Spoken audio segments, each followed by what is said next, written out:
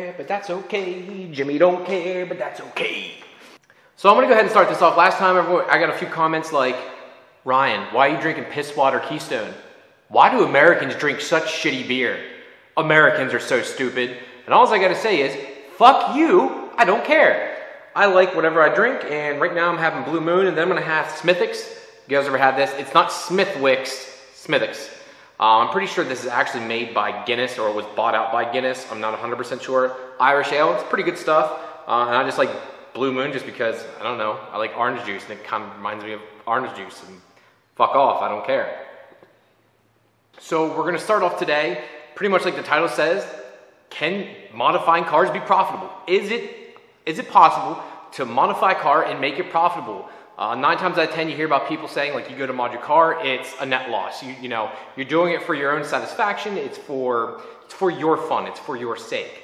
In some cases that's not true. A couple examples would be right off the bat, because I know it best, Supra. You can modified Supra sell for more than, say, a stock Supra in most cases. Now, there's cases where people want an unmolested low mileage Supra, but when you start getting up in higher mileage, people just don't seem to care anymore.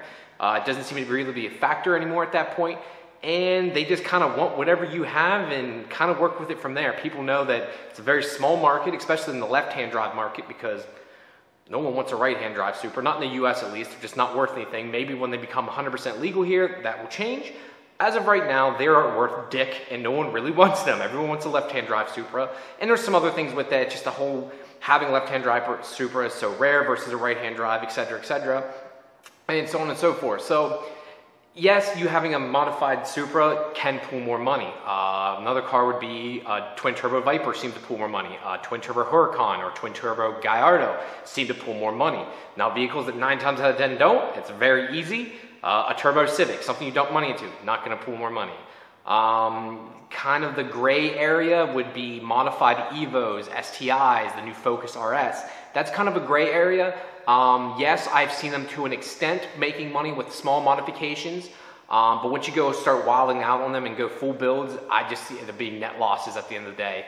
You're still going to end up losing, when you have those full builds, you're still going to end up losing 10, 20 grand easy all day long. They're still going to ask 35, 40,000 for them, but they might have a total of $60,000, $70,000 invested in the car, so you're not really gaining anything from that. But it is, I want to make sure it's clear here, it is possible to buy certain vehicles and modify them and make money. Grand National is another great example. You can make money off those when modified. Once again, to an extent, they're only worth so much. The Supra is kind of the oddity, same with the Huracan, Audi R8. Those type of vehicles, they seem to, when you modify them, Nissan Skyline GTR, same way, they seem to be worth more the more you mod them. There's some crazy 6-speed cars out there with multiple modifications, and they sell for stupid money. Still, at the end of the day, though, I think everyone prefers, if you can, super low mileage and untouched, if you can find it. But in any vehicle, that's going to be the most expensive, period, especially if it's a highly desired vehicle. The Supra is not shy of that. They have a white one for sale here locally, about, I don't know, 45 minutes from a company called Performance Gallery. They have a white one for sale right now, and I think it has like 4,500 miles on it, and automatic, they're asking close to 100 grand. I think they want like $96,000 or $97,000. So, yes, the unmolesteds do go for a handy price, but I've seen, highly modified go for 120 grand. Remember years ago, Boost Logic sold their race car for something like 120, 130 grand. We're talking 06, 07, and selling for stupid money, and, that still can happen to this day. Now, hopefully, guys, you can hear me clearly here. I had to move the camera a little bit further away just to kind of give an overview of my car in itself and kind of speak a little bit further on parts that are used in your vehicle. Now, one big oversight when people look at cars that are modified is what's been done to the car, who's done the work, and what's the quality of parts that have been used. It makes a big factor of a difference when you're talking quality parts, when you're talking to certain shops, etc. Just detailing my car, everything's not perfect on it. For my sake, I have a Mishimoto radiator. It's Chinese-made radiator. I have a BorgWarner turbo, which is the most expensive, but it is a well-built and thorough turbo. But then I do have high-end parts on the car. I have billet valve covers from OCD Works. I have a custom harness from Kaizen Motorsports, tile blow-up valve wastegate, AM Infinity standalone, custom manifold from JDL Auto Designs, Brian Crowder cams. There's more good than there is bad. I wouldn't even say that other stuff is bad per se, but it's not the most top end or highest quality possible. And these are the kind of things a prospective buyer is going to look at. They're going to want to check for these kind of items. They're going to want to know who did the work. That's the next part of the subject here. With me doing 90% of the work on this vehicle, it's going to be a little bit harder for me to sell this in the end. That's my perspective at least, because someone's going to say they're going to want the receipts for everything. Well, having the receipts for parts, but they're going to wonder who did the work. If I tell them I did it myself, they're going to be like, does this guy know what he's doing? Has he done this before? How do I know the car is going to last X amount of miles? Is it going to blow up on me in a week? These are all the kind of things a seller's going to think through in their head going, is this car the one I want to buy? Is this car going to last? Is this guy telling the truth? When you're talking heavily modified cars such as this, you know, it's definitely hard, especially when you're spending, you know, something like this, I'm not going to lie, I'd probably list for $40,000, $50,000. Some people might think that's too much, but there's a lot of time, money, and effort, especially where the value of the Supras are going this day. That's where I would see it at. And for someone to invest or to, you know, drop $40,000 to $50,000 on a car that was built in 1995 is a lot. You know, not a lot of people have that kind of money just to put on a car that they're going to drive here and there. So it is definitely something you have to look at when you're modding your car and doing work to it. Is if you're looking to make money off it in the long run, make sure you're using the right parts, make sure you're using the right shop, make sure it's done right, and make sure you document everything, because people look at this stuff and it does make a big difference for them when they're buying their next vehicle or what they're looking for to get. Also, speaking on modifications to the car, when you go to sell the car and you're going to present it, please do your due diligence. Make sure the car is clean, it's warmed up, and it's able to go for a test drive if needed. Now, we do have problems, especially in the modified world. You have what we call tire kickers. Tire kickers are what we have people come out, they just want to test drive the car because, in my case, like I have a Supra, it seems to be a pretty sought after car and people want to just test drive it just so they can say they drove a Supra. That is something you do have to look at when you're going to sell one of these cars, and it can be a bit of a pain. But if the prospective buyer has cash or has money in hand and is serious about it, you need to make sure the car's running right, he's able to test drive it if needed, and that there's no hiccups, there's no problems, and the car needs to be clean. Like something as simple as keeping the car clean can really make or break selling a modified vehicle, or any vehicle for that. I feel like that's something that's overlooked a lot and people just don't think much of it. But I mean, if I see a car that has shitty interior and it wasn't taken care of, it's going to say to me that you didn't take care of the rest of the vehicle.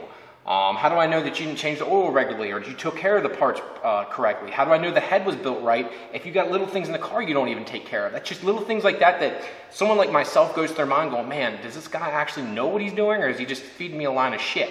So you really need to make sure you have the car presentable and ready for that prospective buyer when he gets there. One thing I would recommend is do yourself, just turn the car on that morning, or if he's coming out, make sure it runs. If it was me, I would take it down the road, make sure there's no weird noises or anything, you know, present it then. Because if you take the car and you give it to him having a hiccup or one little problem, right then and there, 90% of the time, that prospective buyer is going to be like, I'm out. If it's having issues right now, what's to say it's not going to have multiple issues after I purchase it? These are the kind of things, guys, you have to make sure you look into and make sure you take care of before listing your car on the market. I see it too many times. And people say too, well, how come I'm only getting X, Y, Z amount of money for my car? I feel like it's worth this much.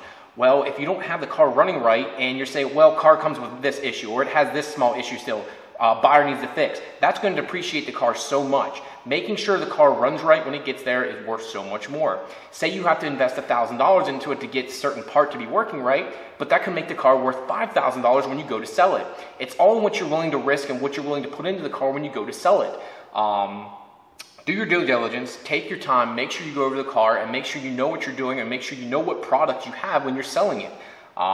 Again, I feel like if you have certain cars you're able to get the money out of. A car would not seem, you know, when you heavily modify, making substantial gains would be a Civic, SRT4s, the Focus ST, but something like the Focus RS, the STI, the Evo, they seem to be that gray market area where they can go up or down. And then you have the Evos, where you have the R8s, the Gallardos, Vipers, Supras, Nissan Skyline GTR. They seem to just keep going up and up in value, especially an R34 GTR. By the time they come legal in 1999, model year comes legal here in the US, they're going to be $150,000, $200,000 cars, mark my words. They're already there right now, and I feel like that's going to be the continuing trend, especially for the fanboys, someone like myself. By the time they're legal, we're going to be close to 40 years old, and a lot of us are going to have, you know, pretty heavy paychecks, and we're going to be able to afford these kind of cars. So it's going to get more and more expensive with something like that. So guys, I hope this video was helpful for you. If you're going to sell a modified car, please take your time, make sure you know what you have, and make sure you know what you're trying to get out of the car, have a realistic budget or a realistic value, and try to gauge the market as best you can. My advice to you is to go to the auto traders, to go to the eBays, the Facebook pages, the forums, and see what cars are selling for in that general area. Find something what you have, modification similar to yours, and see what they're selling at if possible. Some of the rare cars, it might be a little bit harder, but you know, something the Evos, the STIs, even the Super myself, I can really gauge the market and see where it's at. Take your time, make sure you know what you want to sell the car for, and list it and try your best of luck at it, man. So guys, thank you very much as usual. I appreciate y'all tuning in. I'm having a lot of fun making these kind of videos here lately. I really wanted to take the car for a drive today and make this video. Unfortunately, here in PA, it must be hurricane season because the roads are destroyed right now, branches everywhere.